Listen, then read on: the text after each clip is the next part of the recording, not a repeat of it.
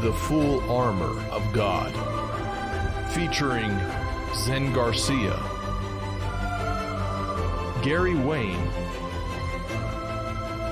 Stephen and Jana Ben-noon, Dr. Stephen Pidgeon, Justin James Garcia, Dr. Joye Pugh, Rob Skiba, Laurel Austin,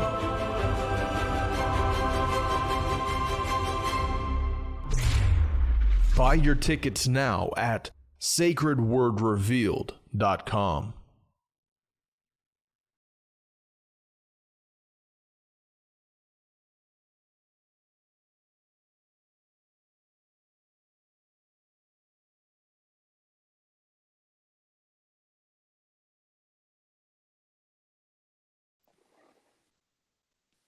Awesome. We are live. Thank you so much, everyone, for joining us for our 10th episode of Ask Me Anything with Gary Wayne. This is your host, Joye Garcia, not Justin Garcia tonight. But I'm really excited to be here with you once again, Gary. I know it's been a while since it's been Joye and Gary. How have you been?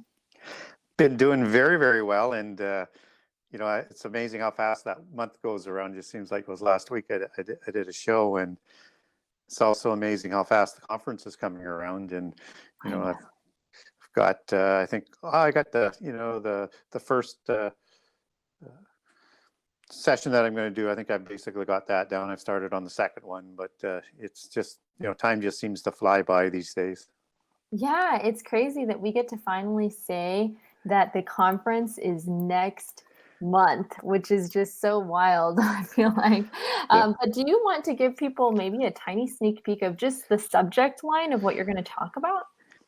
Yeah, it's broken down into two parts. I'm speaking on Saturday morning and then on Sunday morning. And so I thought what I would do is I would preface how I approach prophecy, and maybe if that helps people in terms of how to evaluate, how to look at prophecy for themselves, or what other people say about prophecy, because there's so many different approaches. And I just try and make it very, very simple. So I'll walk through that, and then I'll show them an example of how I do that as I walk through Matthew 24. And then I'm going to reveal some very interesting things as we do that, because to me, the whole conference is about revealing things that maybe people hadn't thought about or hadn't heard before. And then I'm going to move in on the Sunday. I'm going to dig into 3 or 4 or 5 significant, depending on how fast I can get through it, but explain it properly, reveal some things about end time prophecy that I think is going to be very beneficial to them. So, you know, I want to deal with some, you know, real key sort of points, and then, you know, throw in a couple of interesting little ones as well. Oh, that's going to be awesome. Yeah. If you haven't gotten your ticket, if you're listening, if you haven't gotten your ticket, please do check out sacredwordrevealed.com. And we will be meeting up March 27th, which is coming up so soon. It's so wild. But I know we're here to answer questions. So let's get into those. As first, I will do a really quick prayer for us, and then we'll jump into questions.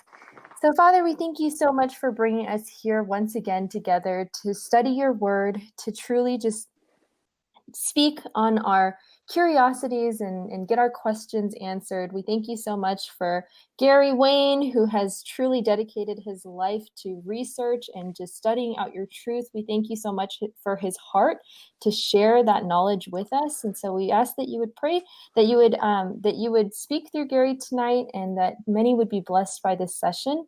We thank you so much for your love. And as always, we mostly thank you so much for salvation through you, Jesus Christ, Yahusha Christ. We thank you so much for your love. In Yahusha's name we pray, amen. Amen. All right, first question of the night from Mr. B. Can Gary give his viewpoint about dimensions, the prince of power of the air in Ephesians 2:2? I assume this is Satan's realm. Appears the good angels must pass through this realm to get messages to us. It's certainly a very, very good question, and it can go in a few different directions. So I think we need to understand that, and I think most people do, that this world, this physical world that we're in, And the universe that we're located in, I think, has, falls under the governance of Satan. And certainly what we do know, as scripture tells us, at least temporarily it does, and until the end time for the earth. But in 2 Corinthians 4:4 talks about Satan being the god of this world. And so the Ephesians quote is still talking about that as in the air or the atmosphere, as you take that back to Greece. And so he's the prince of this world, or the archon of this world. And we need to understand that all the other angels that rebelled, and the demons, and any other pieces in that angel hierarchy are answering to Satan. And so he has control over this. Well, how much he has control over, portals into, let's say, the underworld and things like that, hard to know. But what we do know is he's the prince of this air, and prince of the earth. So I would say for angels who are coming to appear in it, they're not actually traveling through a domain to get to the earth to interact with the people of the earth. I believe that when they enter into the physical realm and into the earth, that is the domain. So getting here isn't a problem, but there may be an issue where, once they get to the point of entering this world, well, maybe there's some resistance. We don't scripturally get any verses that I've come across that says that there's anything that's preventing the angels from coming in, but who knows? There may be even just a welcoming committee that's during them. I mean, who knows? Because we know there's fallen angels that aren't in the abyss, and that there would not be a fan of angels coming from heaven to enter into their world. So they might be during, just as Jesus had, according to Psalms, having all of these different types of spirit beings and demons and fallen angels jeering at him while he was on the cross during the crucifixion. So I think we might get some of that. But what we do know is that whether it's Michael or it's Gabriel, or God with his throne in Ezekiel, they can cross into this realm. And I think with the power and the authority of God that he would send with his angels into this world. And I would also put in the angel of the Lord that is with Israel in the Exodus in the time of the conquest. So, and any of the other angels that are talked about, whether it's the ones at Sodom, I think they come with the power and the authority and the seal of God. And I don't think that they have any issues in coming in. But that doesn't mean that there isn't this gallery of hissing and booing and howling and all the different descriptions that we get of the fallen ones as they're, I guess, just distracting God's messengers. But certainly they come through. So I think it's a very, very good point.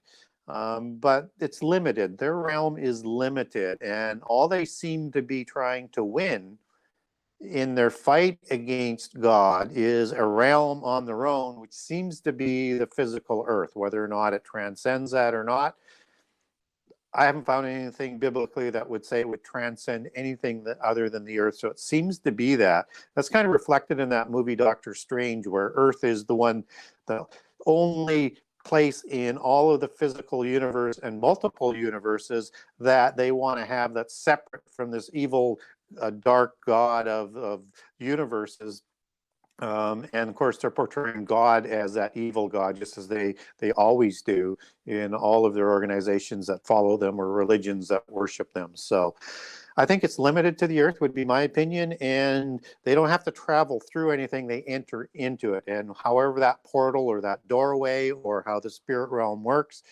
can't always say for sure, but they have the ability to come in both spirit form and then in physical form as they get into the physical world. Thank you. Next question is from MGM. Are there any instances of the original 1/3 of the fallen angels mating with humans to produce offspring? And did this occur in the time period prior to the incursion of the Watchers creating the Nephilim? If this did occur, please provide details of the offspring that was produced and how they would have been different than the Nephilim. Yeah. Yeah, that's a very murky area. So I'll talk about what we do know, and I'll maybe speculate a little bit. But what we don't get is smoking gun verses other than Genesis 6, where the sons of God go to human females and create offspring. That was a violation against the laws of creation. But what we do know is there's also a history before Genesis 6, and in the time of Noah and the time of Jared, and many generations, before that, less than 10, but probably at least 6 generations before that. And then you have the Eden account, and then the speculation and the theory that there was 2 creations of day 6 and the Eden account, and then throw in the gap theory. So you start throwing in all these different possibilities, and there may be something to it. But before we get too far back on that, if we look at the day 6 people, let's start with the Eden account. And we've got 2 things going on in Eden where there's a possibility that something may have happened. Maybe it's a little bit different than the Genesis 6 account where they actually copulated with human females. But 2 things happened in Eden that always raise some speculation, one more than the other. But I'll start with the first one, and that's with the Nakash. And the Nakash is the serpent. And this is the serpent that I believe that Satan actually enters into, as he does with Judah, to help Judas betray Jesus in the New Testament. I think he does the same with the Nakash, because it's not Satan who has his arms taken off, or his legs taken off, or his speech taken away, or his intelligence taken away, but it's this upright, walking, talking, intelligent, most craftiest of individuals that is serpent-like after the Watchers form, with my understanding of the Watchers being a serpentine form, at least from the seraphim order of angels, although there are the cherubim and the Ophanium, that would be the other 2 that are around the throne. But from the Watchers, you get the fiery serpent understanding or definition from seraph or seraphim, which is the male plural, and that comes in Isaiah 6, where it's quite clearly, and they work within the throne area, within the burning stones before the altar, and they have a face of a viper, and so the Nephilim offspring would have had an image just like that, at least from the seraphim serpent angels. They would have looked like their parents, or at least their fathers. And so with the Nakash, we don't get an account in Genesis of how this intelligent, walking, talking being came about. It just sort of shows up, and then after Eden, he becomes what is known as the serpent, that we have come accustomed today, that crawls on the ground and is the lowest form and a vile form of being that everybody looks down upon. But the Nakash was the craftiest of the beings before, or at the time, even as Adam being created. So does that now mean that they were around when the day 6 people were created? My position is that I can't reconcile Genesis 1 with Genesis 2. So to me, there's 2 different creation accounts. And again, so if somebody wants some detail on that, get a hold of me through my website, genesis6conspiracy.com, or on Facebook or on Twitter, and ask me for that document. I'll send it out to you. So it's interesting that if I can't reconcile that because the details are all different, and that Adam seems to have a completely different commission than the people in day 6, and yet we also have this other being that's a serpent being after the image of seraphim angels. How does that come about? Because we don't get a specific creation for this intelligent, sentient being that conspires with Satan to bring down the Adam and Eve beings that were created as a solution to the angelic rebellion, and somehow greater than likely the people of day 6. There seems to be animosity between this seraph type of I guess, serpent type of mammal that is around in the time of Eden. So did the angels procreate with some other animals to do that?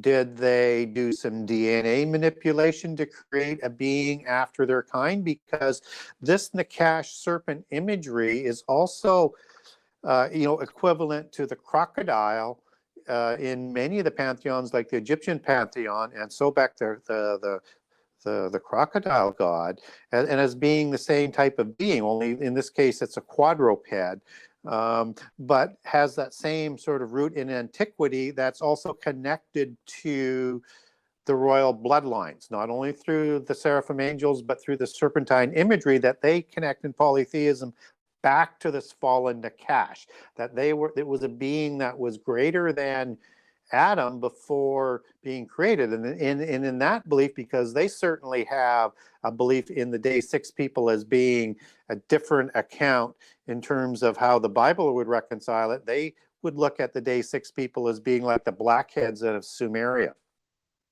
and all the other different types of races that are around the world. And so, and the ones that would have been created in multiples that the gods gave knowledge to and civilized. And so was this being then superior in that period between day six and the Eden account as a representative, as a kingly type of figure of the day six people, or a superior race to them, as they would have established a being that was after their image over the humans created in day six? And so they may have been being assisted by the seraphim angels as well in ruling over or persecuting humanoids. And so they may have been at odds, but we don't know that.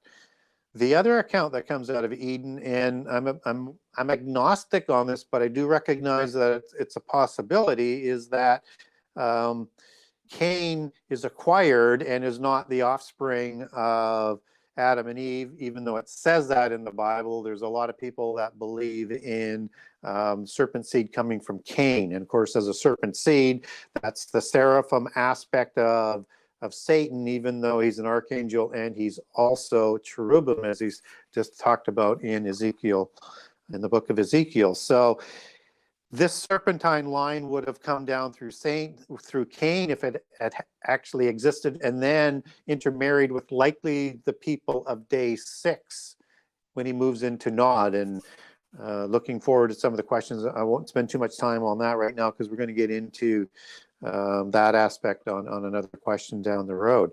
So again, we get this serpentine image that is coming up in terms of what they looked like.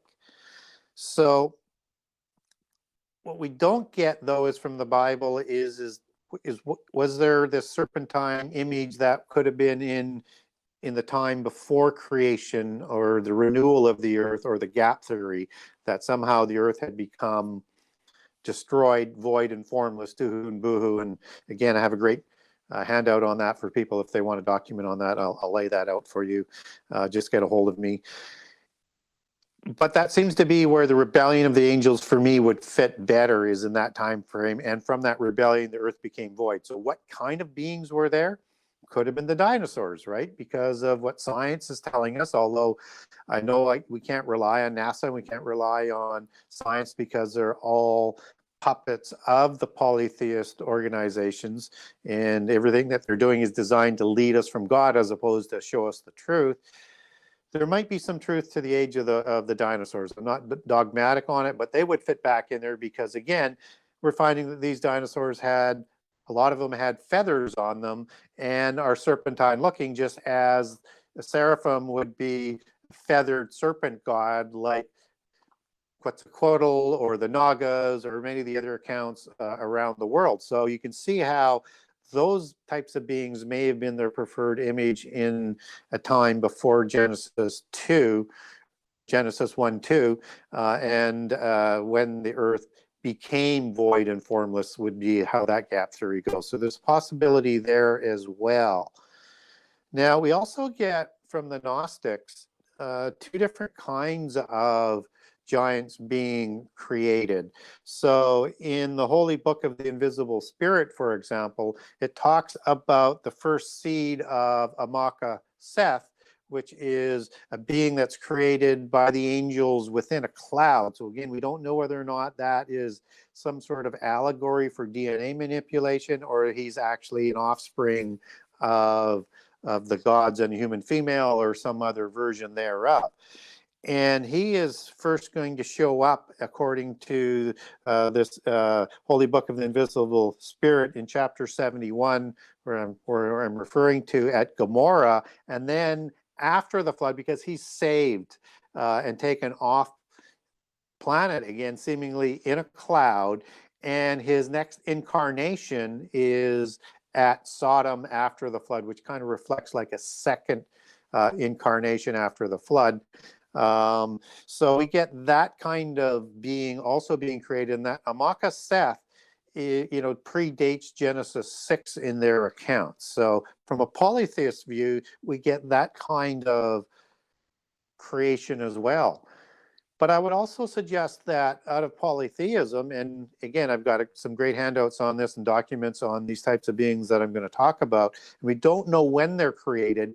I would suspect after Genesis 6, because we don't get specific dates for these kinds. And we only get the Nephilim type of creature being clearly identified in Genesis 6, which is why I kind of lean in that direction. And that the sons of God, or the angels, went to human females at that time, and then again afterwards. And we don't know how many times afterwards. So now if you can imagine the lion men of Moab, which would be, I think, part of the second incarnation, or second incursion after the flood as well as before the flood. You could have had lion type of Nephilim before the flood, after lion like gods. So one of those gods would be, in Gnosticism, would be Ariel, which is a Hebrew word for lion. And just as you get lion, that goes back to Ariel. When you take the word lion back to Hebrew, when it's talking about the lion men of Gad, or the lion like men of Moab. And so there's many gods in polytheism in their pantheon that are lion-faced. You also have these Tengu type of Nephilim that are bird-faced, whether it's a falcon or it's a raven or whatever look that you want, but we'll just say generically bird-faced. And when you look at the Anunnaki gods that are shown in some of the ancient antediluvian reliefs, they have this bird type of look. And I think those were kind of the offspring of these Tengu would have been the offspring of that kind of angel, or falcon as in Horus. So there's many different kinds of these around the world, or the Zabelba name for Tengu that's in the Kisha Maya, that are demigod offspring and lived in the underworld as well. And they all had a very, very similar look, or the Thunderbird people. And they created them to create an order of priests and a warrior ruling class as well, just as the serpentine looking ones were created in a warrior and a priest class, which is where the polytheism sort of nobility aspect comes in the polytheist history.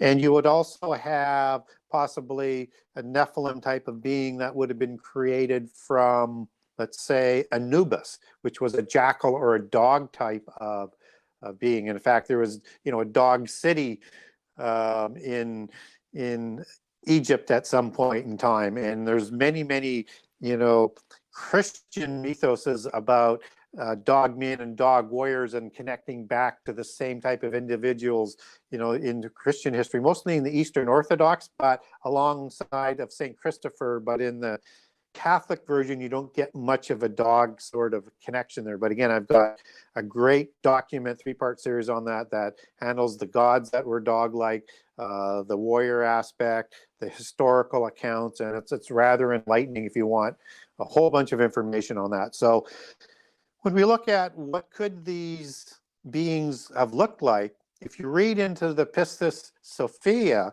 we have all kinds of different looking angels that are in the underworld abyss, and they're like dogs and lions and serpents, and some of them are the Hydra versions, and they're all in these various prisons there for the crimes that they did before the flood. And these are archonic rulers. And so I think it's very much as what you see depicted in the Ogdoad gods, where you have those different kinds of looking of angels that once ruled but are now in the abyss. And the Ogdoad, that's Agdoad. Google that picture, you'll get some really weird looking gods that were the parent gods of the Egyptian pantheon that would have produced as the second tier gods Osiris, which was a serpent god, and Isis, and that whole pantheon that ruled underneath the parent gods. So anyways, I've probably covered a little more ground than I intended to on this, but it's a big area when you talk about what could have happened, and you start connecting it with some of the tidbits of information that we have in the Bible that then intersects with some of the polytheist accounts. Thank you. Next question is from Iron Fist. Oh, actually, before I go into the next question, you mentioned a couple times that people can get a hold of you to get certain documents. Can you please remind people where they can get a hold of you, as well as where they can get your book? Yes, so you can get a hold of my book, a signed copy, through my website, genesis6conspiracy.com. That's the number 6conspiracy.com. I've got a generous excerpt of all 98 chapters on that website, so you can get a good feel for the book.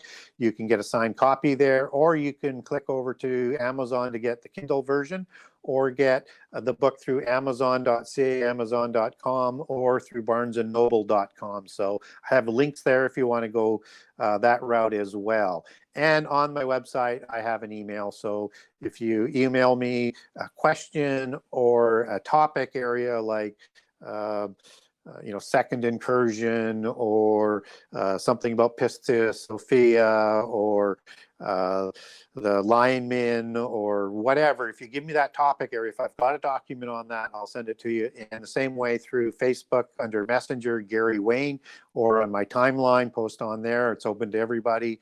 And or you can get a hold of me through Twitter at GaryWayne63, at GaryWayne63. Awesome. Thank you so much. So next question is from Iron Fist. What is the difference between matriarchal bloodlines and patriarchal bloodlines? Yeah, great question. So I don't generally take this all the way back to the full sort of meaning of it, but I will tonight. Obviously, we know the difference between male and female, and these are kind of the bloodlines. But let's introduce the concept of gods and goddesses. Goddesses. I'll get that word out. The female gods. And so whether or not it's Isis, or it is Gaia, or Ninkursag, or many of these female gods of the pantheon, they took a female physical look in the physical world, just as whether it's Zeus, or it's Anu, or it's El, or it's Baal, they took a male form of whatever type of being that they wanted. So there was male and females in the polytheist pantheon, and that's because not only could they take a physical form in this world, they could take a physical form of gender in this world as well, by implication, and by what we see people of the polytheist religions worshiping. And so this mother god aspect is very, very important in polytheism. And so we get from the accounts out of the Bible that these offspring of the gods were mostly male. But I expect there was probably some females in there as well, as we get into some of the other accounts. But we also have female goddesses that may have mated with male humans to create another line that goes directly back to them. So you have this patriarchal line that would go back to a male angel, and you would have a female line that goes right back to a female goddess. And a good example of that would be Tiamat. And this is where you start to bring some of these imageries together, is that Tiamat is very much a Leviathan type of figure as she comes out of the Sumerian mythology, whether or not you're talking about Lotan or all the different names around the world, whether it's Varita out of the Hindu pantheon, and many, many, many other names that I won't get into the detail on. They all are basically Leviathan-like figures. And so Tiamat creates a whole bunch of other types of beings like Nephilim type of beings, and including the scorpion gods, the Gerdabalu or the Akrababalu, as they're called on different transliterations of these beings that look like what's in the Revelation that's going to come out, led by a bad Napoleon in the end time. And so she is the dragon queen of the origination as a parent god of prehistory. And Lilith would have been a downstream version of a lower god or a demigod sending back to Tiamat. And I lay that out in my book as we get into the end of the book if people want to get, go buy the book and find a lot more on that what I'm talking about.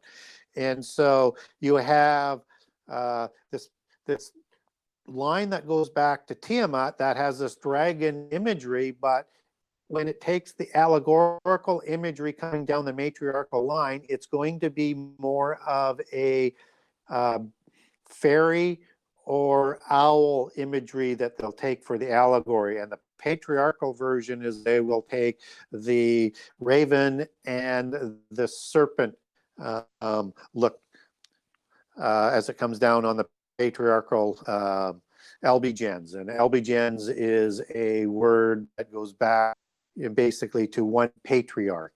And that's how all of these genealogies are tracked through prehistory, through the bloodlines.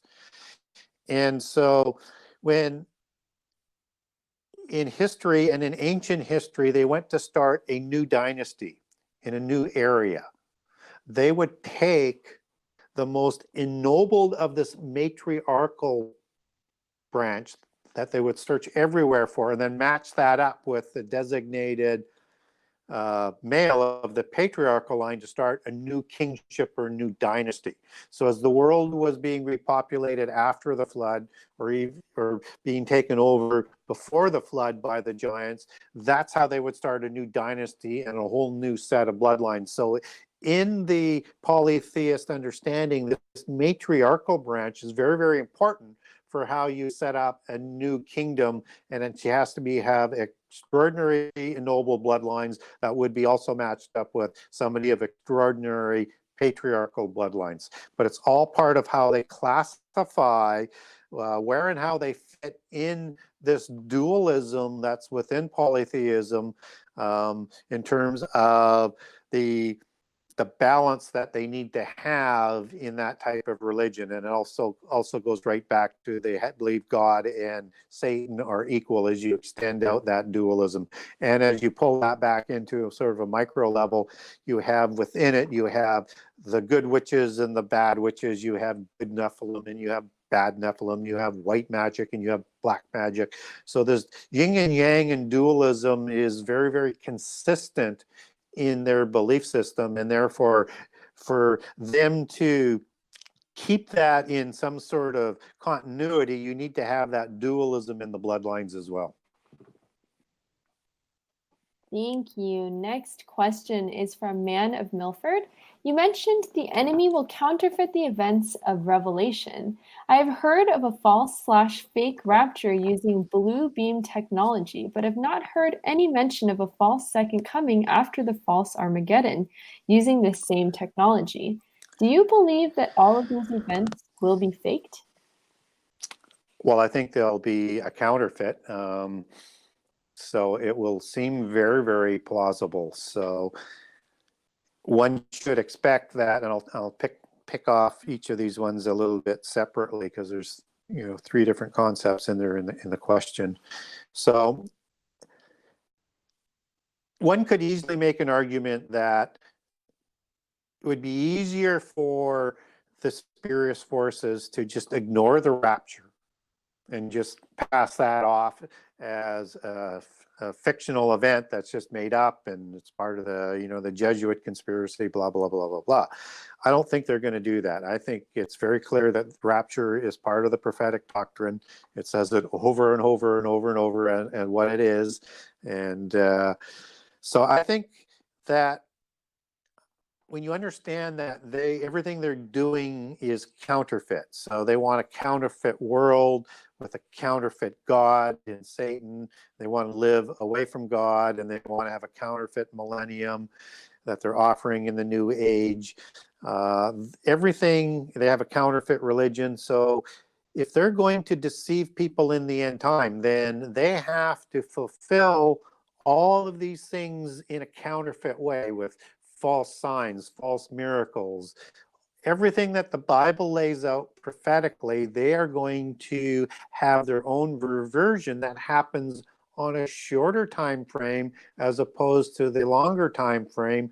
And what I mean by that is they have the time just before the last 7 years where this starts to happen, then the first 3.5 years, and then at that point in time is when they're going to introduce the new age. So these events that we're going to talk about in terms of the rapture now and the second coming and false Armageddon needs to play into that timetable if they're going to deceive the people, because they're going to bring about their false Messiah, their counterfeit Messiah, before Jesus comes to deceive people. And of course, we get that pretty clearly outlined in prophecy, where Antichrist will take power at the midpoint of the last 7 years, and Jesus comes at Armageddon towards the end of the last 7 years and the last part of the 3.5 years of the second half. And that time frame is a little bit shortened, otherwise everything would be destroyed. So that's why I say near the end of the last 7 years.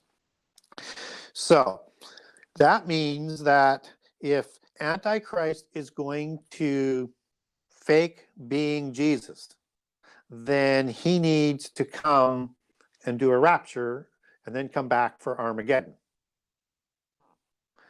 And so at some point in time, they're going to have to fake that, whether it's by blue beam or however they do it, whether or not they just murder people and make them disappear.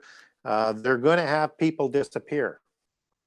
Whether or not these are the people who come back or not at the time of Armageddon, I think is probably going to be a deception. I think that the people that will be helping the people of the earth to fight are going to be demons and fallen angels and whatever other creatures that they've created that have survived. That's part of the alien mythos. However you want to create that alliance, they're going to come back as these raptured people with Antichrist to bring in this age of peace. So it's going to have a very, very similar sort of imagery to what happens at Armageddon. Now, in terms of a false second coming, what they're going to present is doctrine they're already teaching. So that if you look at Lord Maitreya, he's considered the Antichrist figure out of the Hindu belief system, and that has transposed itself over into Western polytheist beliefs with the term Lord Maitreya. And that is basically the new Buddha. And what Lord Maitreya is and what the new Buddha is, as what Buddha was an incarnation of the god Vishnu. And so I think we're going to get an incarnation. And this is that Christ consciousness doctrine of the new age. So that in an incarnation, this is that avatar effect, similar to what Satan did when he goes into Judah. And in how they define that is typically they come into a body at a young age, but they can come in at any age and provide extraordinary knowledge, wisdom, and power to that individual in a symbiotic relationship, which is different than a demon possession. So this will be a fallen angel that would do it, not a demon. Symbiotic relationship that provides a lot of powers. And I expect this is going to happen in the end time with Antichrist. And we do know that he receives a mortal head wound.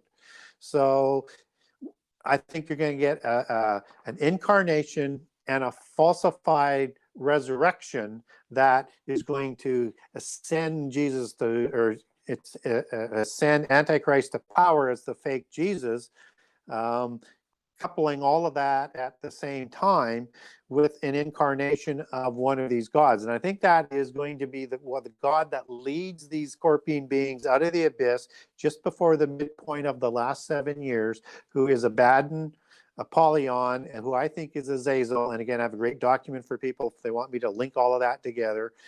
And that the reason why I think he is going to incarnate into Antichrist is because the son of perdition is what Antichrist is called. And Antichrist is also described in Revelation 17 as the one who comes up out of the abyss, who once was, now is not, but will be again. And we know this is a human individual because it says it's he, and he's very much described as a human demigod type figure. And I think this is how he gains his demigod status, is this incarnation. And understand that this incarnation of Azazel, Abaddon, Apollyon into Antichrist is connected through the word son of perdition.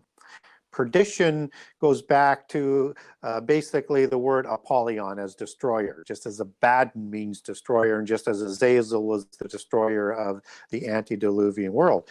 And Antichrist will honor a god of forces in the book of Daniel. And that's the Hebrew word Mauz, and that goes back to Az and Azaz and Ez, which goes back to Ez, goes back to the scapegoat classification and series of words, which produces Azazel and is the translation of scapegoat from the King James Version Bible on the Day of Atonement in Leviticus 16. And so this is the god that Antichrist is going to honor, the destroyer god, Apollyon, Abaddon, and the god of forces. So I think all of that sort of connects that as being that incarnation of that Christ fake consciousness doctrine that polytheists have, that's going to give Antichrist significant power and push him up over the top. But he still needs Armageddon to fulfill his credentials and a whole bunch of other things, but just dealing with what's in the question here. And so you have this war in Revelation 9 right after Abaddon, Apollyon, Azazel come out of the abyss with the scorpion beings. And it's a 200 million man army, which everybody thinks for the most part is the Armageddon army. But it's not. It's the same beings that are in, if you look at those very interesting beings and war machines that are described in Revelation 9, it's identical to what's being described in Joel 1 and 2, which isn't the Armageddon War. Armageddon War follows after that in Joel 3 and 4. And so that's the war that I think it is. And I think that's the Gog War of Ezekiel 38 and 39, because this isn't the Gog War of Revelation 20. Ezekiel 38 says that this is in the latter days. And in Ezekiel 39, you have the second Exodus being discussed, which happens in the last 3.5 years, but the awakening happens just before. And this war will happen before the midpoint of the last 7 years, because Antichrist is going to take credit for this war. And I also think that he's going to be bringing in beings in this fake rapture that will come either at the time of that battle or immediately after. But after the war, he becomes crowned in the temple. As Luke says, his armies will surround Jerusalem, and he will be crowned in the temple as the king of Jerusalem at the midpoint of the last 7 years. And then Judea flees to the desert. And then that's the same timing as you have in Revelation 12, and the same people fleeing to be protected by God when you have the war in heaven. And I think that's when that fake rapture is being brought into play as helping bringing this Armageddon thing to fruition. So I think all of that is the counterfeit that is going on. And then you'll have the bowl judgments after, and you'll have Armageddon 3.5 years, just short of 3.5 years after that. Thank you. Next question is from Man of Milford as well. I have seen many YouTube channels telling people that the end of the world is here and will happen in, for instance, the next few months. These channels continue to deliver the same message multiple times over and over again and are consistently wrong to the point where I can no longer listen to them. Would it be reasonable to say that some of these channels are produced by the enemy, essentially having the effect of either burning people out, scaring them, and or making them feel as if they are helpless and thus giving up? I think some of them are. Some of them are just, they've deceived themselves and they believe that they're talking through the Holy Spirit. And you have to be very, very careful when people are making dates on things. So unless they're a true prophet, and I don't think we're going to see any until the 144,000 and the two witnesses come, and then the prophets again that are coming with Israel and Judah as they're awakening for their role in the end time. You have to weigh everything that they say against what it says in the Bible. And if it's not congruent with what it says in the Bible, then there's something wrong here. So I think there's design misinformation, and then there's some people that are, maybe are just in it for themselves or truly being deceived by demons. I mean, they could be speaking to demons and believe that they're speaking to the Holy Spirit, but they're not testing the Spirit, so they're easily deceived. But we don't know the day of the rapture. We don't know the exact time of the end time and or Armageddon. Not even Jesus knows. Only God knows. And so anybody who's going to make those predictions, you have to be very, very wary of. We should be aware of the signs and of the times. And we can generally generalize when that should take place based on the signs that we're seeing against what's overlaid in the Bible, but we can't just use a few of the signs. You have to use all of the scripture, and until everything's in place, none of that's going to be accurate. So yeah, I think we need to be very, very careful on that. But the first sign is they're making specific dates, and they do not have that power to do so in terms of rapture or the end of the world.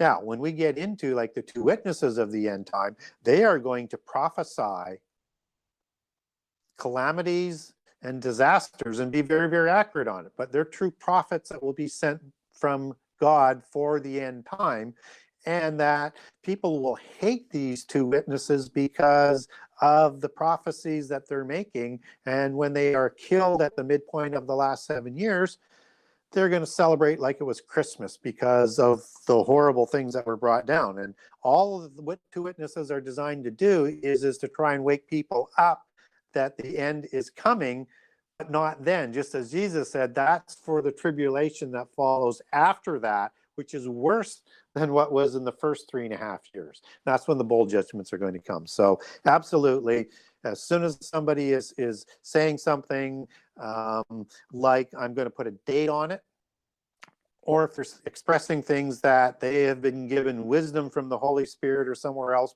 but it's not congruent with what the Bible says, then you should get your spidey senses saying, hey, I better be very careful with this individual. Thank you. Next question from Iron Fist. How do royal bloodlines flow through the Vatican at start to today? Many different families and countries try to obtain role of Pope. Yeah, so whenever there's power, you're going to have the royal bloodlines involved somehow, some way. And of course, the Catholic Church became one of the most powerful organizations in its peak, the world has ever seen. And it is still very, very powerful today.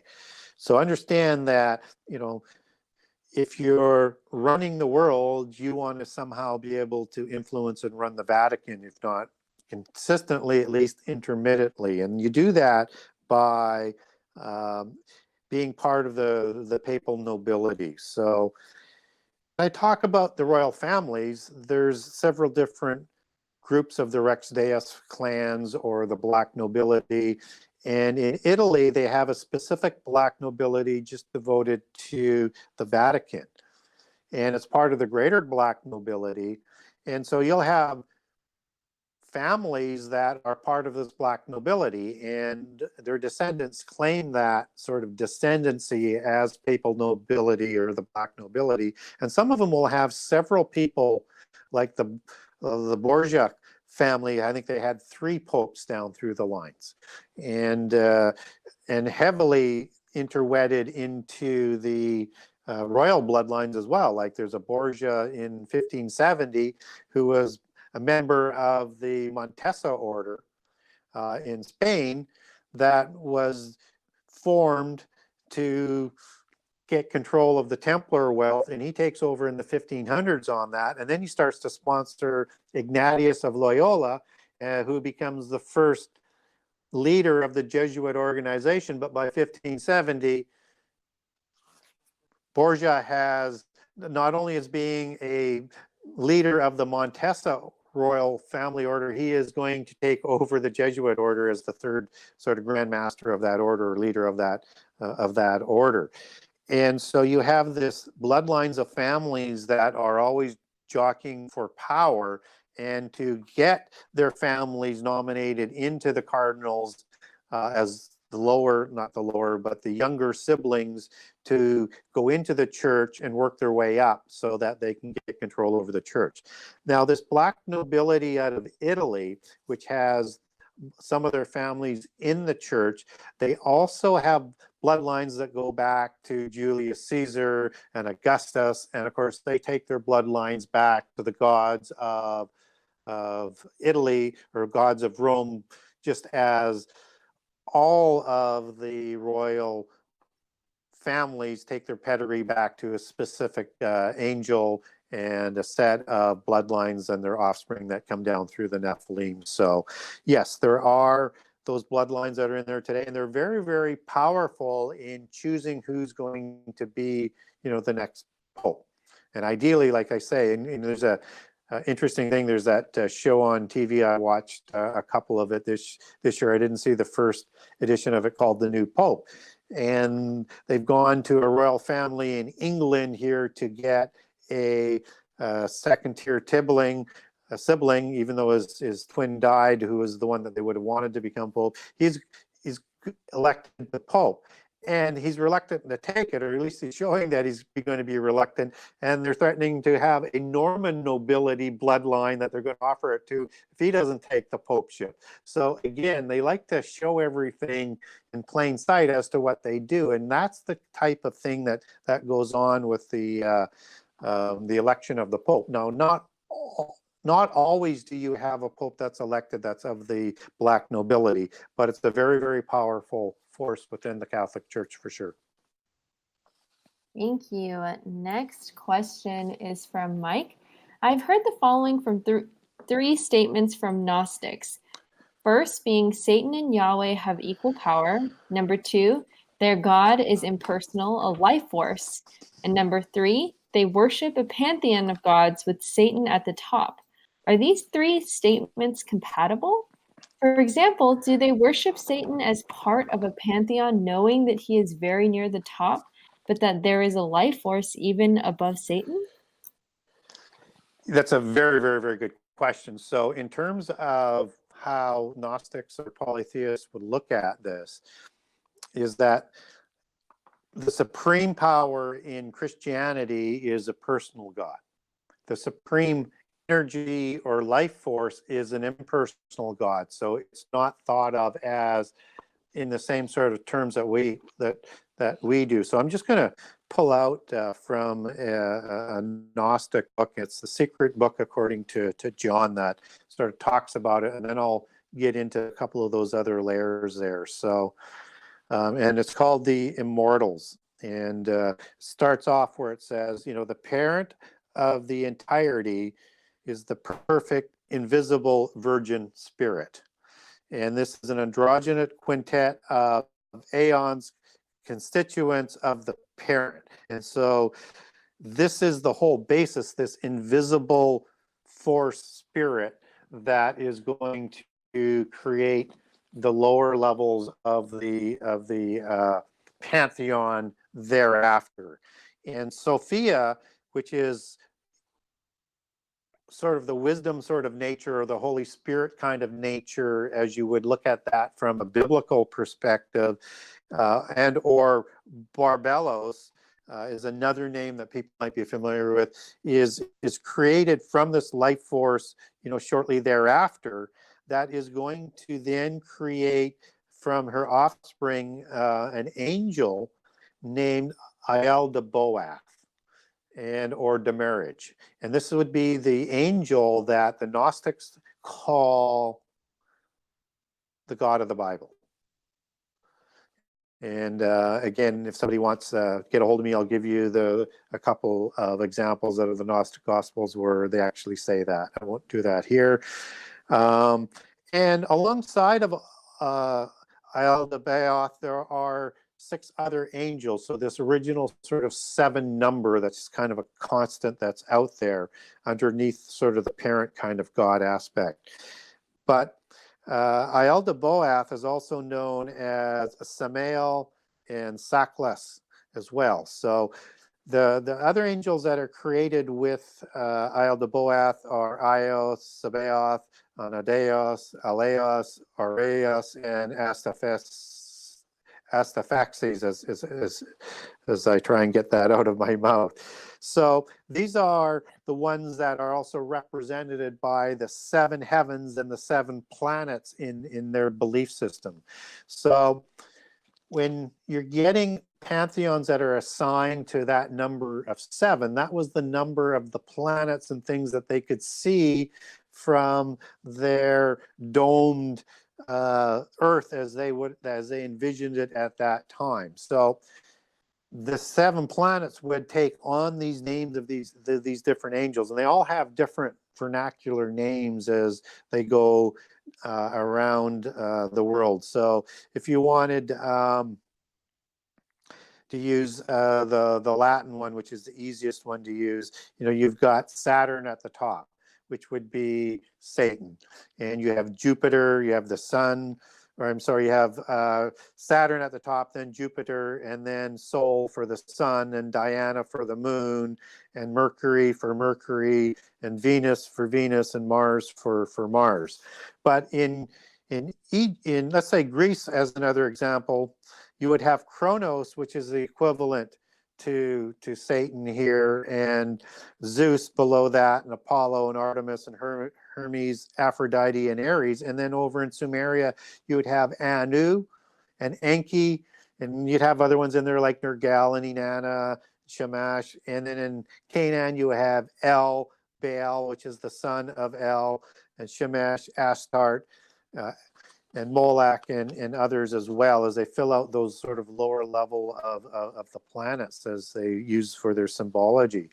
So the point of all of this is that not only does the evil God that they call our God of the Bible come out of this universal life force, he is downgraded to angelic level and creates another 7 of his, angels that are separate from the ones that are the good ones in the classic Gnostic dualism.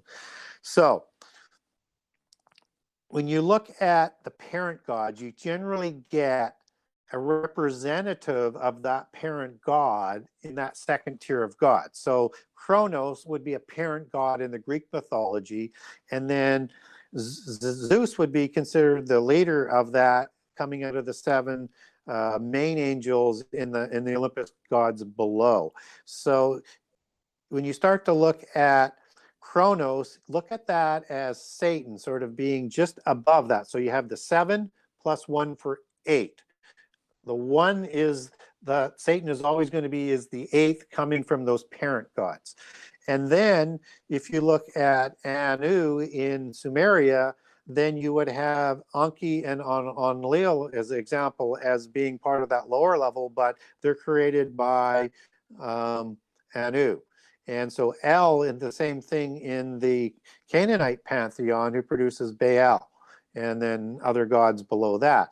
So you have that same sort of consistency, but they're all created from this virgin spirit of the universe that creates everything, as opposed to being what we would know as this all-powerful God that actually has an entity, even though it's omnipotent, omnipresent, but greater than this life force that they're substituting, because they need something to substitute it, because Satan is not a creator God. He's known as the great architect of the universe, because he builds out of things that are already here as an architect would. And they look at Boath or as God, as being the one who messed up the earth, but still not that life force of the earth. So below that, and he is created out of that. But I would submit, though, that when you look at how Boath is described in Gnostic Gospels, he actually would, in my opinion, out of the Gnostic Gospels, be Satan, just by his name, Samael and Saklas. Everything points to what he does as being the Satan of the Gnostic Gospels. But understand, the Gnostic Gospels are trying to turn everything inside out and upside down and just lead people away from the true God and just confuse people. Thank you. All right, so it is 9:02 p.m. That's perfect timing for a quick break. We'll start with the trailer, and we'll be right back. Sacred Word Revealed comes to Atlanta, Georgia on March 27th through 29th, 2020. Purposed to reveal end times mysteries, to prepare the final generation, we must don the full armor of God. Featuring Zen Garcia, Gary Wayne, Stephen and Jana Ben-noon, Dr. Stephen Pidgeon, Justin James Garcia, Dr. Joye Pugh, Rob Skiba, Laurel Austin,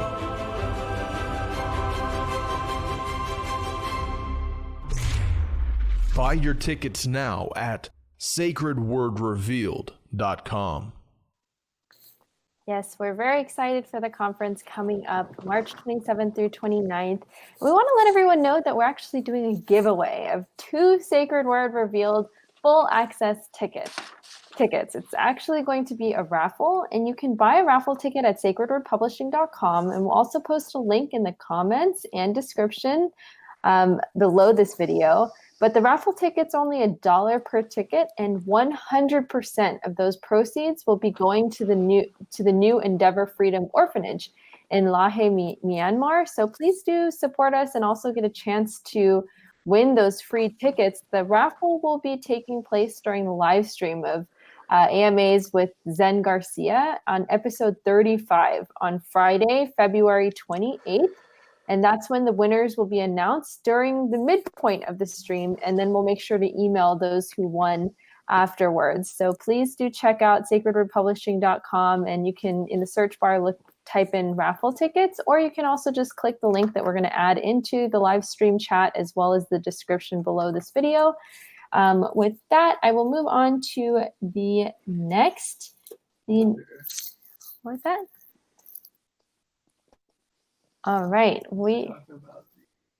Justin wants to talk about the patrons. All right, we want to also give a big shout out and just show our gratitude to all of our patrons who truly made all of these different programs possible. We're so grateful for your support in our ministry and in our family. So thank you so much, everyone. And if you are interested in knowing how you could be a patron yourself, please go to patreon.com/sacredwordpublishing. And with that said, we will move on to the next question. All right. Next question is from Mike. Can you give us a brief history of the location of Babylon? For instance, did Cain reside there prior to the flood, followed by Nimrod after the flood, where Nimrod may have rebuilt some of the older structures built by Cain? Any significant events from then till modern day, and or do you expect revelations will play out in some manner in this location? Yeah, there's again a lot in that question, so just trying to clear my voice as I go here because I had a drink of water and went down the wrong pipe. So Oh yeah, so just be a little bit patient with me as I work through that. So I think that's a very, very good question in terms of wanting to know, is there any connections in geography to before the flood, to immediately after the flood, and then to, end time events. So let's start in prehistory and with the time of Cain, but just before Cain, and in Genesis 2, we're introduced to the Garden of Eden. And nobody knows exactly where the Garden of Eden is. There's lots of theories on it. But what we do know is flowing out of that Garden of Eden are 4 rivers. And what's interesting about that is 2 of them have Eastern relationships to the question. So you have the Euphrates River, which everybody knows is in the Mesopotamian region. And then you have the Hiddekel, which is the Tigris River. And of course, that's in the Fertile Crescent. So when Cain is ostracized for killing Abel and he leaves, he goes to the land of Nod. We're not told where Nod is, but he goes east of Eden. And most people kind of think that Garden of Eden, not everybody, but a lot of people think that Eden was somewhere around the covenant land. And so when Cain is ostracized, he goes east of Eden and into these 2 rivers, in the region of the Tigris or the Hiddekel and the Euphrates River. And so what's really interesting about that is when we get into the time after the flood and the time of Nimrod and the time of Babel, is that Babel city and Babel tower is being built in the land of Shinar. And Babel is the first city that Nimrod builds. And then he's going to build some other cities, and I'll make some connections there in a few minutes. But if you look at Shinar and you take that back to what Strong's Concordance does in terms of its meaning, it's a country of 2 rivers, which is, I think, the Euphrates and the Tigris, or the Hiddekel, as the King James Version calls it, east of Eden. And Shinar is the ancient home of Chaldea and or Babylon. And that's where Nimrod stays after the confusion of the languages when everybody else leaves.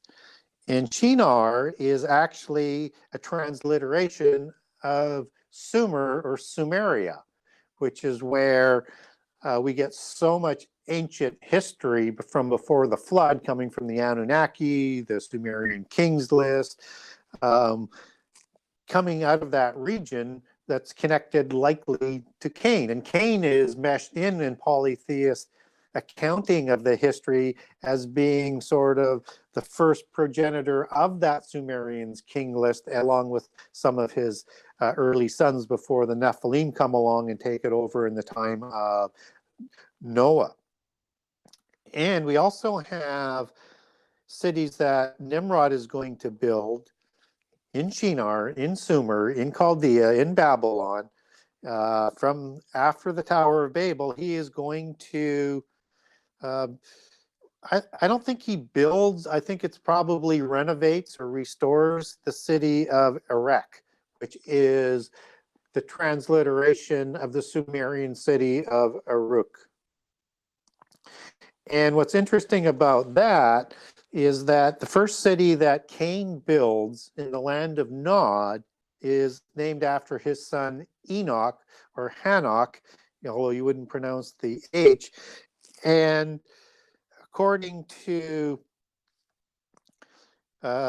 researchers like David Roll and other secular researchers, is that Uruk is the Babylonian transliteration for what the city was called by the Sumerians, which would have been Anuk or Anuki, depending on which researcher that you're going to read about. So you have a Babylonian name, which is Uruk, which is transliterated Iraq, and could possibly even be, if these researchers are correct, actually the city of Anuk or Enoch that was built by Cain in the land of Nod as the first city. And of course, polytheist accounts has Cain and Enoch building over 60 cities. And so they could have built many of these ancient Sumerian cities before the flood and before the actual Nephilim came along. And then as Nimrod's account after the flood continues in the land of Chaldea or Babylon or Sumeria, he is going to build the city of Akkad, which is the dynasty and the powerhouse of the middle of the Mesopotamian region that's going to succeed the dynasty of Nimrod and Babylon after that. So, you get kings like Sargon that are coming up in the Akkadian dynasty that succeeds. And then out of that comes Assyria as a takeover and inheriting. There's a little bit of back and forth between the kingdom of Sumer, which is a civilization and a kingship in that area after the flood, as described in Genesis 14 with Amraphel, who's the king of Shinar. And so he's in the alliance of Mesopotamian giant kings in the War of Kings in the land of the covenant in the time of Abraham. But continuing, you have the land of Asher as coming out of the Nimrodian bloodlines and dynasty as a successor down the road, as post-Diluvian Genesis 10 talks about. And just as you have, and that's Assyria, and just as you have those two rivers being in Asher that we talked about before the flood, Euphrates and the Tigris. And that is going to produce the Assyrians and the Assyrian dynasty. And of course, he's also going to build Nineveh, which is in the Assyrian dynasty, as is Kala in Assyria, as is Rehoboth and Rezin. So all of these cities are built in and around the area that Cain would have went to, and that Nimrod chose to build Babel, and then I think what he did was he renovated many of these cities that Enoch built, and Erech is likely Uruk and the city of Enoch built before the flood. Thank you. Next question is from Eileen. Your book talks of serpents that prior to the Garden of Eden originally had 2 legs but were cursed to crawl after Eden. Please describe how this group fit into the power and or religion structure that I am assuming would have been used to dominate day 6 creation prior to the arrival of Adam and Eve. Finally, were the fallen angels in this early period of time creating offspring/giants directly with day 6 creation that would have also played a role in that religious structure? I answered a lot of this early on in the show, so I won't be quite as long-winded on this answer. So I'll try and be quite crisp on it. So yes, within a cache, these are beings that were actually taller than humans, and they were as tall as a camel, so they were significantly taller, and they could do a lot of work as well. They were very powerful beings, and we don't know, as I mentioned earlier, is how they're created, except that they're sentient beings and they have a serpent look because they're the serpent, as what Satan the dragon and serpent is and the seraphim angels are. So I think they were apprised being of the rebellious angels, and I do think they were raised above the people of day 6. And I do think that with the arrival of Adam, that it threatened that hierarchy before, that was in place before. And if you think about how long a day is, it could be 1,000 years, it could be more, but we do get a day is like 1,000 years. And what we get with the Genesis account of day 6, you have the Sabbath that follows after, so you have at least 1,000 years if a day is 1,000 years in this application. And then you have the creation of Adam afterwards. So there was some sort of hierarchy and or things going on with the people of day 6, because as I say, I can't reconcile the details. And so it seems to me Adam was created for a special commission to put an end to the angelic rebellion, and so that humankind could be raised higher than angels in the future world, adopted as sons of God, even though we have human fathers, and will judge angels in the future times. So I think that the angels were wanting to bring down humankind, and the Nakash had skin in the game too, because they were no longer the most elevated, kingly, highest status sentient being of that time. And certainly they're the ones who lost their legs, their arms, their speech, their intelligence, for their complicity in the conspiracy to bring down Adam and Eve in Satan's first revenge in the garden. So yeah, I think that that is a very open question as to where and how the Nakash are created, where they come from, and how they arrive. We're only told that they're there and that they are a symbol of royalty, as I talked about previous in the show. And so then the question gets to be, and which is raised properly here, is did angels have sex with the people of day 6 before the Genesis account? We don't get anything in scripture that says that that happened, but we don't get anything in there that says it didn't happen either. But the first account we get of this type of violation against the laws of creation is in Genesis 6. And again, we talked earlier about the serpent seed from Cain as a possibility. This is a possibility.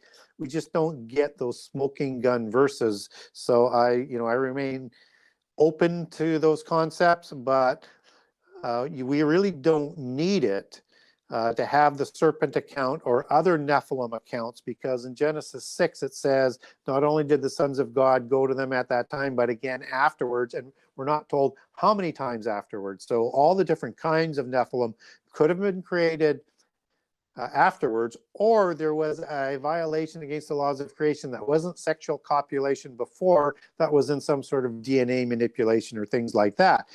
And the reason why I would mention something like that, that's a possibility, is because you have like elementals that are talked about in the New Testament.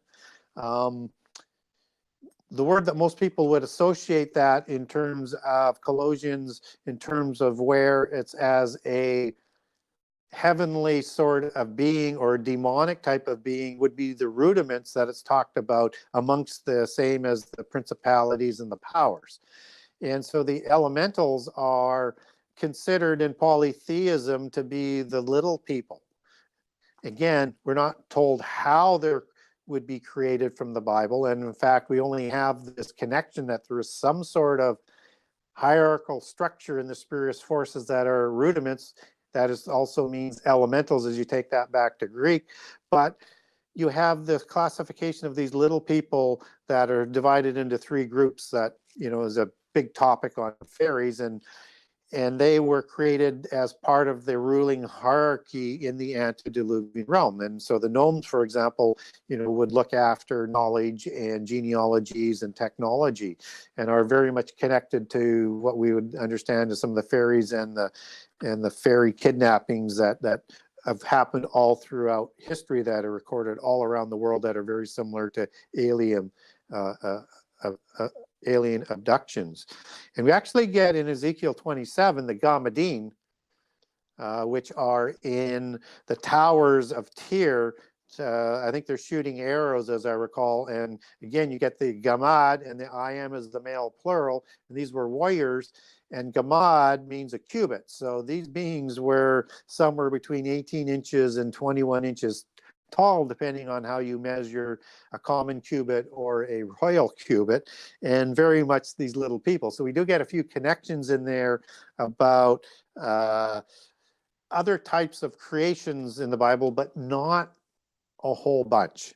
And we're not given any information as to how they're created. Now, in polytheism, you get lots of accounts that these little people were again created from, the offspring of the gods again, whether or not it's with another animal or whatever, or they're actually done through some sort of DNA manipulation. That was more of an allegory.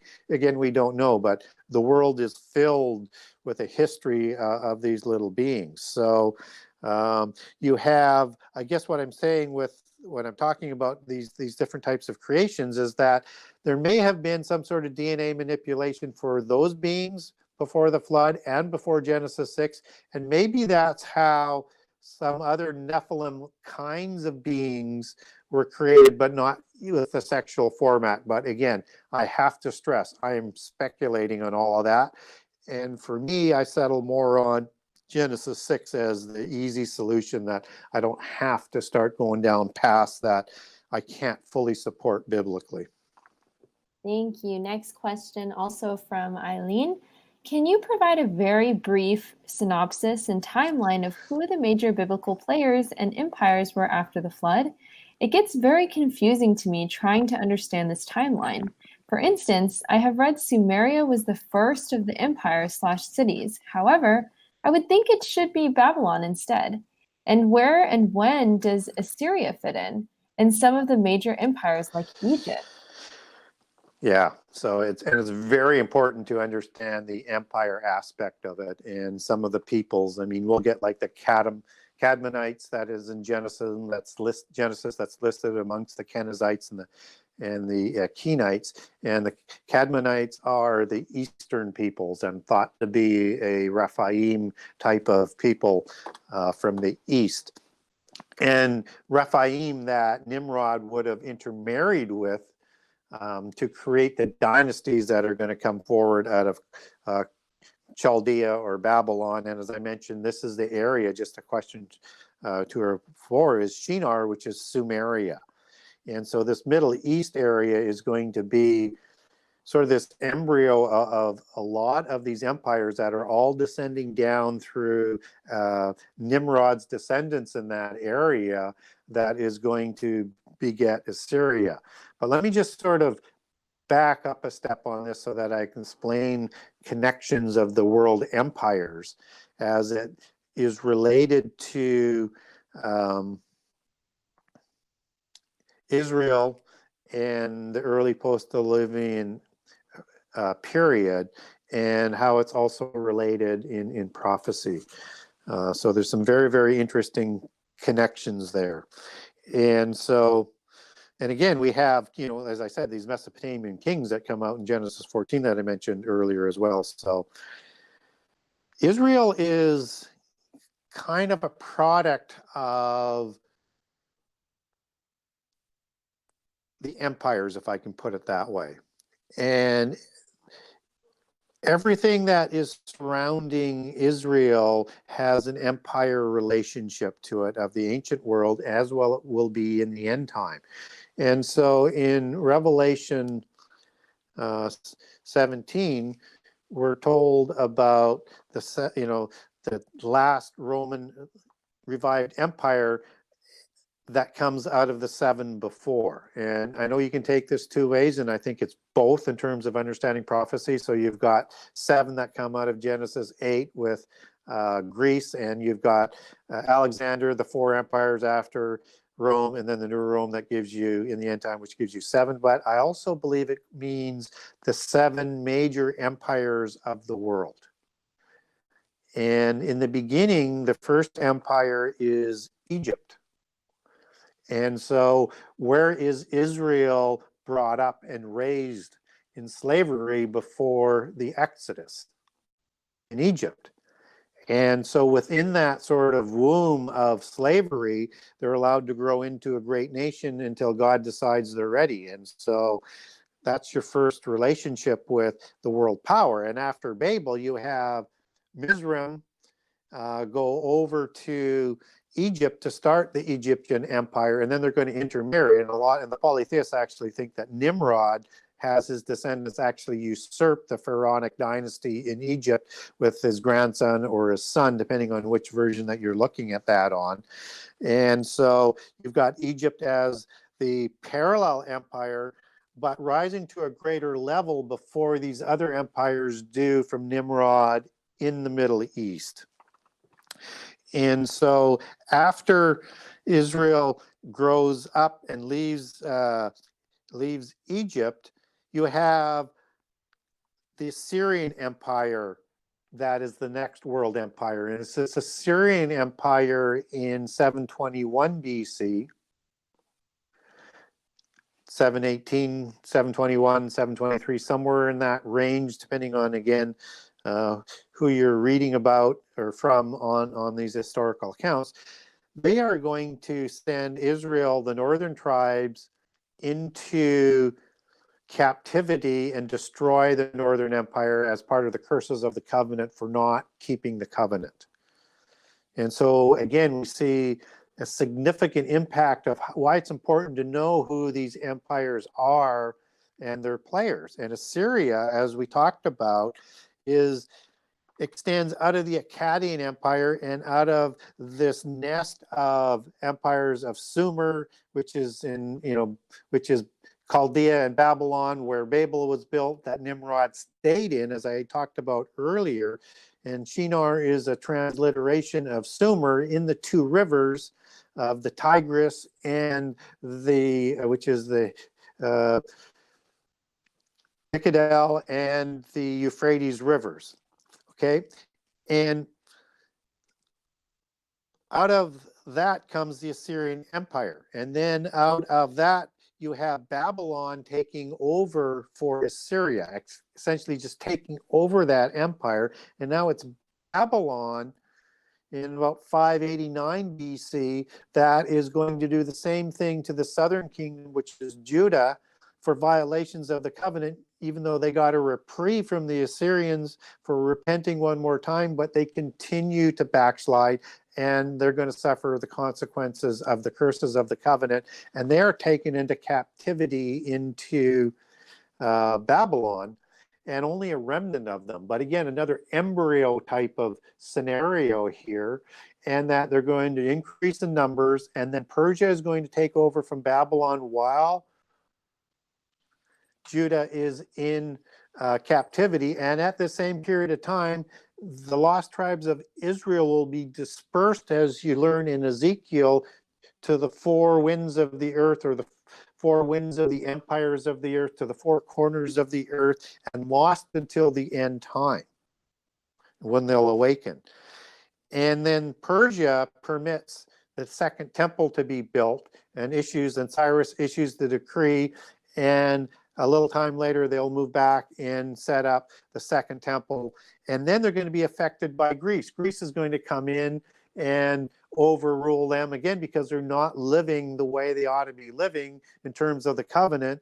And then Rome, after them denying the Messiah that was sent to them, they're going to suffer the curses of the covenant again. They're going to be dispersed to the four corners of the world, but remain visible as opposed to invisible, that Israel is lost. And so we need to understand that the bloodlines that come out of the people that Nimrod married into are the Rephaim, and they usurp all of the kingships and the royal dynasties of the world, both back then and all the way through history.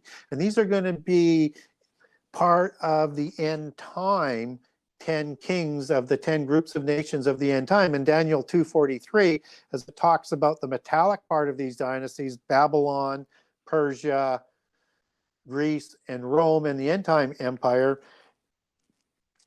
In Daniel 2:43, the descendants of these metallic empires are actually going to intermarry with the seed of humankind. So it's either the descendants of those metallic empires or new Nephilim at that time of creating the world government are going to intermarry with humankind in the end time. So it's important to understand the relationship of the empires to the fulfillment of everything talked about in the Holy Covenant, and will be acted upon and fulfilled through these empires, including the last end time empire when Israel is going to awaken.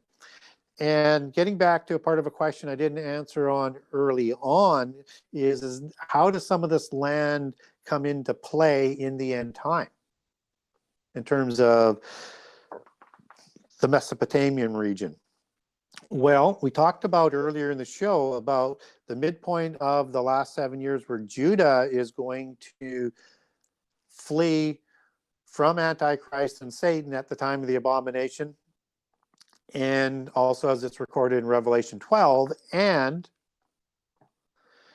the dragon Satan is going to shoot this river at them to try and destroy them. But God steps in again and saves them. And they're going to await the second Exodus when Jesus leads the awakened Israelites back to meet up with them and the visible Judeans around the world, the true remnant, back into the wilderness to remain until Armageddon is over. And this is what's talked about in Ezekiel 37 in terms of bringing those rods back together. And we know again that that's the end time in the second Exodus, because as you get into the teens of Ezekiel 37, where it has the dry bones prophecy in there as well that I won't touch on at this point, but it's all part of the end time events, you have the second Exodus talked about. And so all of this is taking place after Antichrist is crowned king in the temple. So begins the bowl judgments of the wrath of God in the last 3.5 years. And Isaiah will talk about this overwhelming scourge that is going to overtake Israel, that is rooted back. And again, I've got a great document on this. If people want to get a hold of me, I'll lay it out for you step by step, that this great torrent is actually the Euphrates River that is currently dammed up, that I think is going to be broken, that is going to be let loose to try and overtake fleeing Judah at that point in time. And what's really interesting about those verses and those passages in Isaiah is it talks about God annulling the covenant at this time. And that's because he is annulling the covenant. Judah and lost Israel, the people that they lived in, the people lost Israel who lived in the countries, were part of the countries, will sign this original covenant. God annuls it at the time of this overwhelming scourge that comes out of the mouth of the dragon. This is the covenant that is signed in Daniel 9:27 that starts the last 7 years, and Antichrist starts his rise to power, culminating with all of his false credentials, with counterfeit Armageddon, counterfeit rapture, counterfeit everything, and fakes being Jesus with his own Armageddon. And this will start his alleged new age or millennial reign, all before Jesus comes. And so if people are saying, well, when does Jesus come for rapture? Well, again, that's another rabbit hole, but I would say slightly after the midpoint of the last 7 years, after Babylon is destroyed, and Antichrist destroys Babylon in Revelation 17, just as Jeremiah 51 talks about, where you can also connect back to what I was talking about, Abaddon, which is the word destroy, and the destroyer that's used in Jeremiah 51 is the term that's used to destroy Babylon. We know Antichrist is the one who destroys Babylon, and we've connected him to Azazel and Abaddon and Apollyon as that incarnation or that avatar effect to give him the power in the end time to make him the true Antichrist figure. So just connecting some of the other questions with the answer in there. So you need to understand who the players are in terms of the empires and how they affect Israel, and how they have affected Israel throughout the age of the covenant and will continue to affect them throughout the end time. So we're going to see, as that part of that geography take place, is that I believe in terms of the end time that was asked earlier, in terms of, you know, between the two rivers or the land of Nod, somewhere in the wilderness in the eastern region where the Euphrates flows is likely where Israel is going to be taken to and Judah flees to in the end time. Thank you. So we have one last question before we go into the live questions, and this is one that Justin added right before we went live. But this question is from Justin. Many people have been claiming that Trump is the Antichrist after the peace deal release. What is your view on how this actually ties into biblical prophecy? Well, I think it moves the agenda forward, but he's not Antichrist. I think it would be very difficult to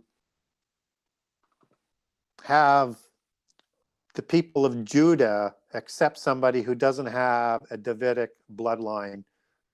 And I don't see any of that in Trump's genealogy that you know comes to mind in any sort of significant way, or any sort of Jewish connections other than his daughter has married in with Kushner into the Judaic society. Now, it could be an offspring that maybe comes from them down the road, but this is not this is not Daniel 9:27. This is not the covenant that's going to bind the whole world under one covenant. It is a piece of the covenant that is coming. It is the evolving covenant, but I don't believe President Trump is going to be the one who brings the whole world government together. And I'm not even convinced that, even though he's proposed this, that he's going to get that far along on it. They may get a piece of it in. And some of the new ideas in there in terms of having East Jerusalem being recognized as the Palestinian capital is one of those steps along the way. And maybe parts of it will be put in place, but it won't bring peace to the area. And the only way that I think Israel is going to accept a peace treaty for security is after the United States is weakened in some sort of way, I think. So I would be looking for some catastrophes in the US, whether it's economic, militarily, disasters or whatever, or a combination, to reduce the US's influence so that they cannot guarantee Israel's security anymore. And it has to be secured by this world government that comes out of the signing of the covenant that is sponsored by the universal religion. And so you need the universal religion first, and then that brings about these 10 empire kings, these 10 regions together, and you need the signing of this covenant that includes Israel as that whole package, and will also permit Israel, or people of Judah as we understand them today as being Israel, can have the sacrifice start up, the sacrifices of their holy feasts on a wing or an extremity of the temple, which is the Islamic mosque today. So either built off to the side, or it's not quite on the exact location, but it's going to take a universal religion to bring Islam to heal to permit that to happen. So there's a lot of things to happen that have to happen in conjunction, as well as the treaty. And I just think this is just one of those steps to move things forward. I think it's a big step in terms of its ideology to move forward, but I don't believe he's going to be the one to be able to pull much of it off. And they may even wait till he's no longer in power to adopt his ideas, because right now the Palestinians don't want to have anything to do with them on it. But that could be just a negotiating position as well. But the short answer is I think that this is just another step, a big step on the way, just as recognizing Jerusalem as the capital of Israel was a significant step. Thank you. All right, moving on to live questions. First one being from MJM. Gary stated the two pillars of religion from Egypt and Babylon were originally very similar. How are they different, though, and how did this flow through to today? Well, they're essentially the identical religion, because you have the Babylon religion that is started at the Tower of Babel. And so when we look at the imagery of Babylon, the end time, this is that universal religion that Nimrod starts right after the flood. And it's the same Enochian mysticism that is started by Enoch, son of Cain, that we talked about, who built maybe the city of Erech and Uruk, originally that Nimrod renovated or restored, who developed this mystical religion to house the knowledge that he was channeling into the disciplines of the seven sacred sciences or the seven liberal arts. So when we look at, that's the religion that crosses the flood somehow as being the same religion, it makes sense, because nothing is new under the sun. Now, we're not told in the Bible that is the Enochian mysticism, but if you look at what the polytheists believe, and particularly the Freemasons, they say that Hermes finds the two pillars of Lamech in their belief system that had the location of the knowledge and all of the different rituals and things of the religions hidden in 9 vaults in 36,525 books underneath the pyramids. He finds the pillars with the direction to get that knowledge and of the religion, and he takes that back to Nimrod, partners with Nimrod, and that's the knowledge and the religion that starts the rebellion, and the knowledge that allows them to start to build the city. Because where does the knowledge come from right after the flood? Certainly Noah wouldn't have been teaching them this knowledge that caused the flood before, or the religion that caused the flood beforehand. So he has to get the knowledge from somewhere, and we see that knowledge reflected in building the first city and this tower or pyramid up into the sky that he's going to try and reach into heaven with, which takes an incredible amount of technology and knowledge to be able to do. And we get a hint of this knowledge in the narrative that says, you know, speaking one language and working as one people, nothing they try to do will be, you know, prevented from them doing. So this is the application of the knowledge that brought down the antediluvian world. Hermes goes in the Masonic accounts of prehistory, partners with Mizraim after Babel, after the confusion of languages, and goes to Egypt with him and establishes the Egyptian part of that religion that was worshipped in Babel beforehand, and Nimrod continues with that religion. And these are the two religions that spread around the Mediterranean and into the east, into the Indus Valley, and then into China, the same base religion that goes around the world.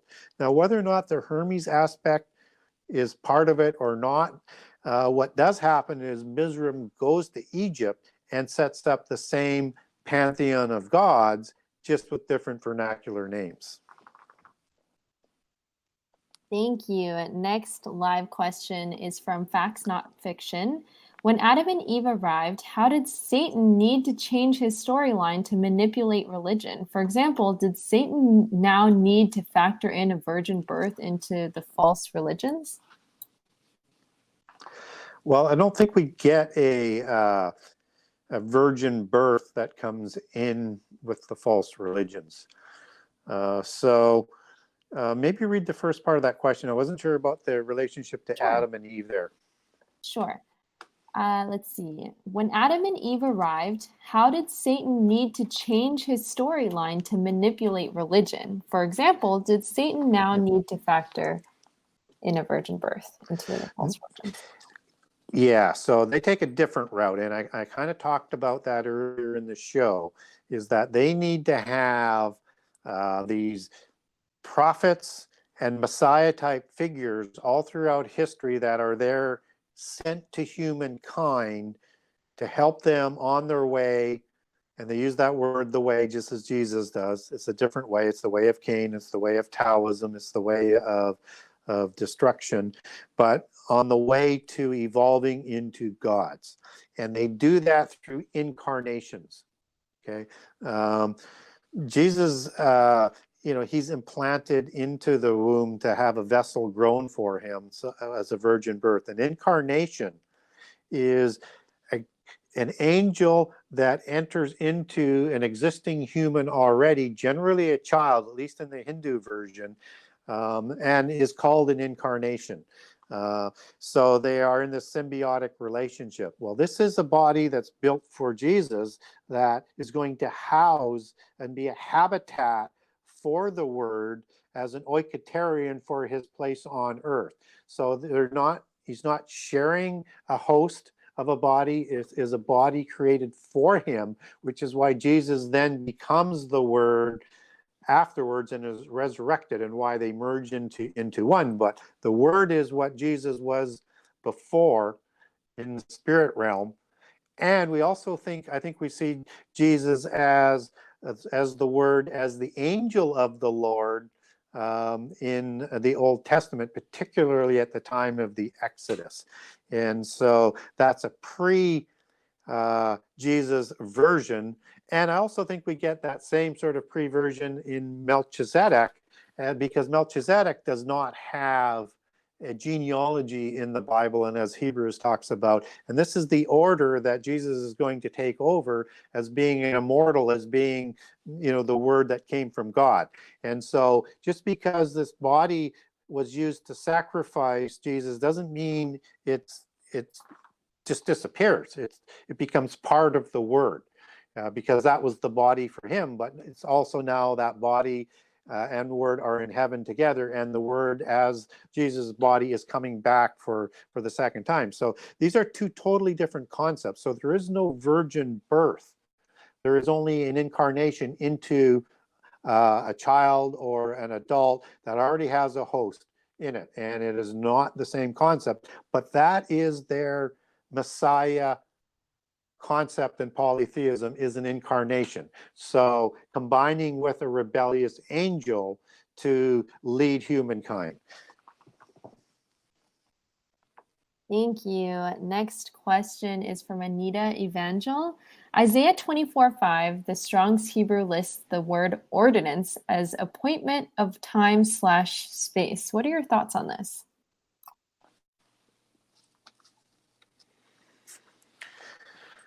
Run that question again.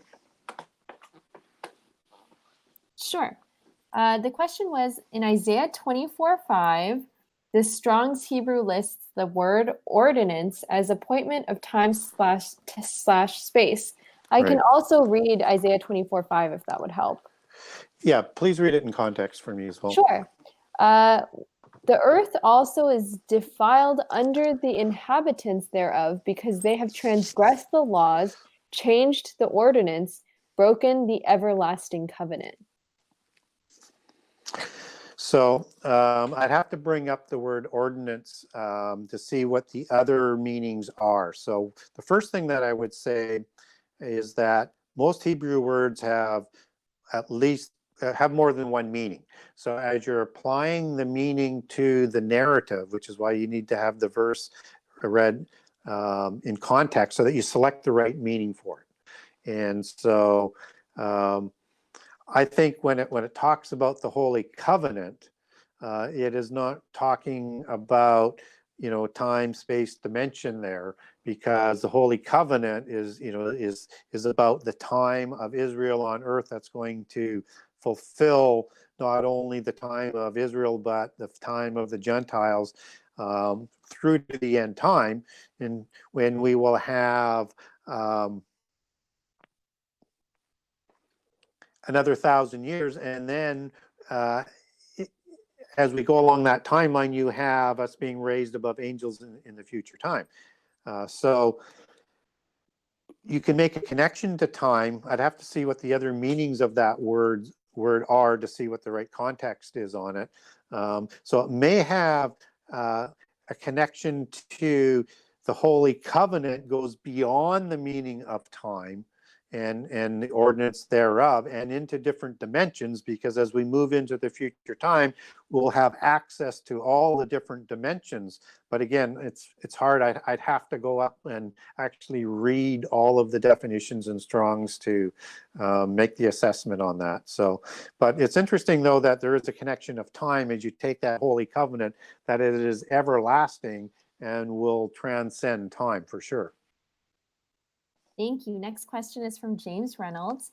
In Jasher 80:19, a Sulanuth is described coming out of the sea having long arms, 10 cubits in length, of a cubit of a man. It uncovered the rafters and flooring and cut them. What is a Sulanuth? I have no idea. So the problem with the book of Jasher is that we don't have an original Hebrew copy of it. So we can't take those words back. And we're not even sure it's the original book and that it hasn't been heavily corrupted. In fact, the book of Jasher has a lot of corruptions in it that has a lot of mysticism in it. And it's got words out of time and place and a whole bunch of different things. I have a document on why to be careful with Jasher, but I have no idea what that word would be in Hebrew, and that would be the only way that I could track it down. And I've not tracked that down, so I'll have to say I don't know. Thank you. Next question is from Astrid Quotidian. Who/where is Ophir, Tarshish, and Sheba today? Well, I would imagine that they're talking about the peoples, as opposed to, the place, right? Because they were, definitely places.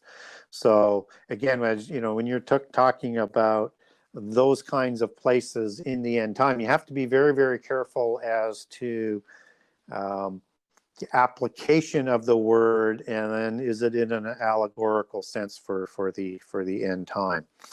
So typically what they're talking about are the peoples of those people for the end times. So I would really hate to speculate as to who all of those peoples would be as they're spoken of then, and all the different migratory patterns that have happened in the past. I mean, I can we can talk about who they were in the past, but who they are today, I haven't done the research to try and track migratory migrations of different peoples around the world.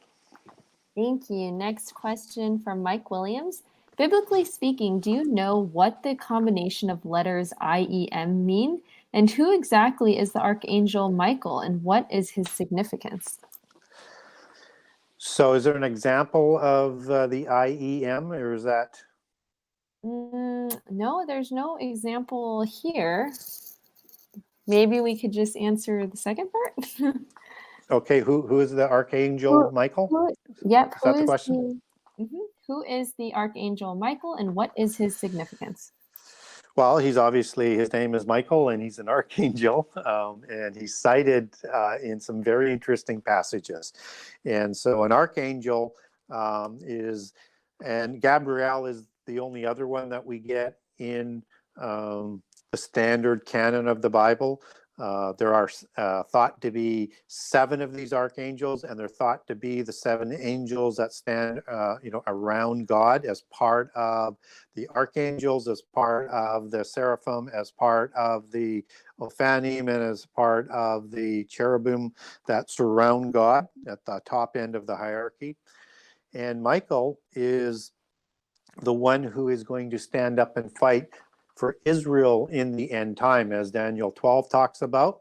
And he's the one who is going to battle and lead the angels from heaven against Satan and his angels at the midpoint of the last 7 years. So I think that's what Daniel is partially talking about, standing up at that time, and throws Satan and those angels down to the earth for the last 3.5 years. Michael is also the one who fights for his people, Israel and Judah, as talked about in Daniel.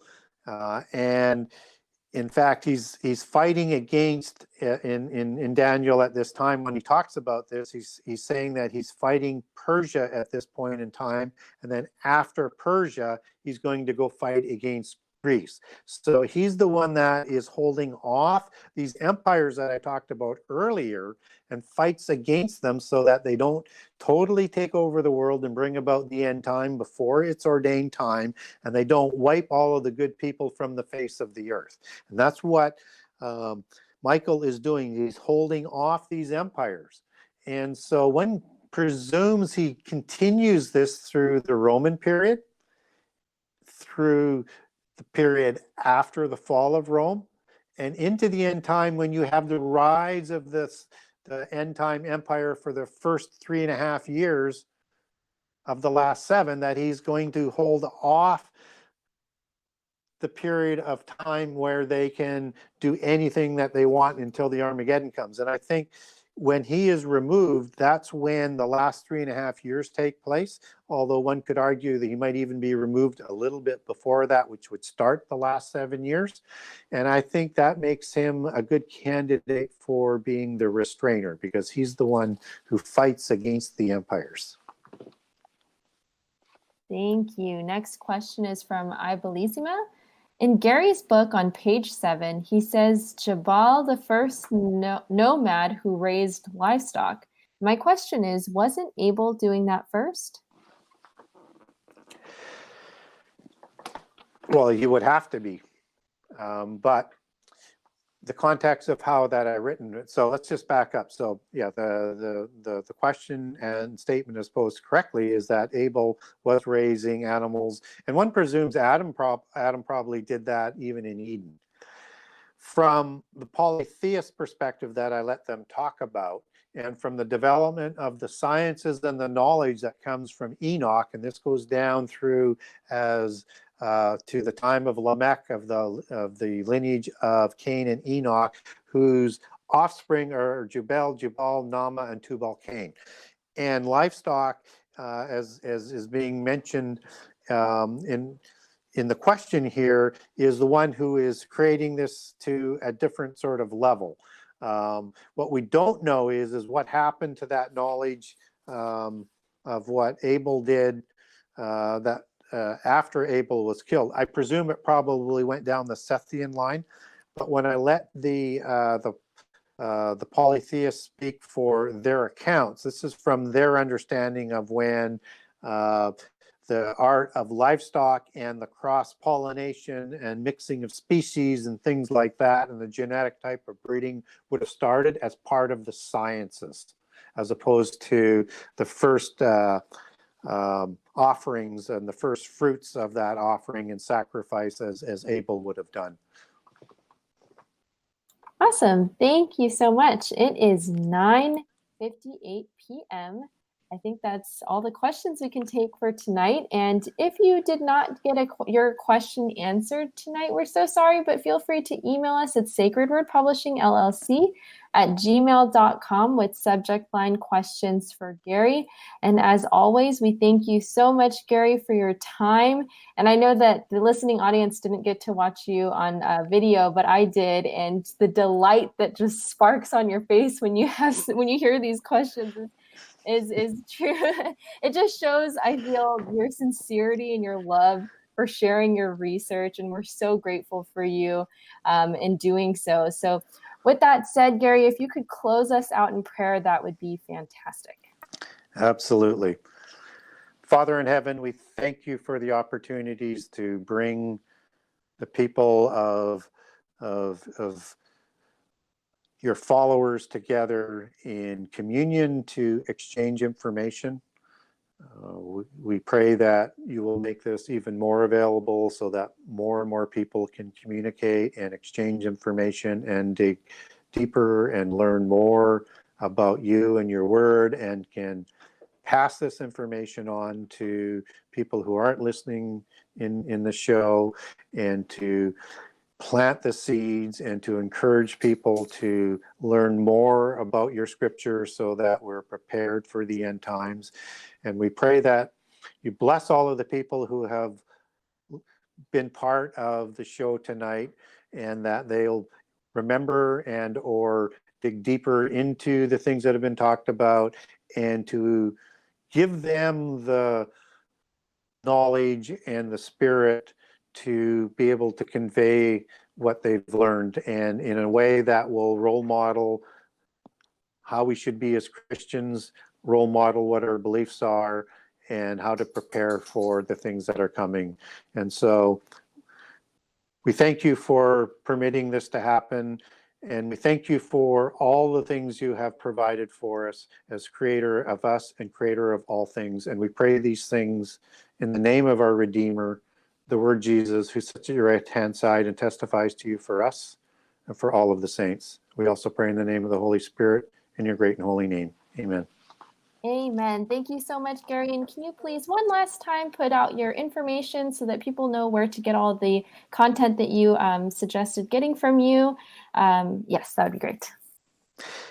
So best way to get hold of me is through my website at the Genesis6conspiracy.com. That's Genesis 6 with the number 6conspiracy.com. You can get a copy, a signed copy of the book for me if you like. You can also link over to Barnes & Noble, Kindle, and Amazon from that site, and you can get a generous excerpt of all 98 chapters. And on that website, there is an email where you can contact me. So if there's a subject area that we were talking about tonight, and you want to document or you want to ask me a question, best way is through the email off that website. You can also do that through Messenger under Gary Wayne on Facebook, or on my wall or timeline on Gary Wayne. It's an open timeline, so you can post a question there, or get a hold of me through Twitter at GaryWayne63, at GaryWayne63. Awesome. Thank you so much, everyone, and we'll see you next month. Shalom and good night. Good night. Sacred Word Revealed comes to Atlanta, Georgia on March 27th through 29th, 2020. Purposed to reveal end times mysteries, to prepare the final generation, we must don the full armor of God. Featuring Zen Garcia, Gary Wayne, Stephen and Jana Ben-noon, Dr. Stephen Pidgeon, Justin James Garcia, Dr. Joye Pugh, Rob Skiba, Laurel Austin,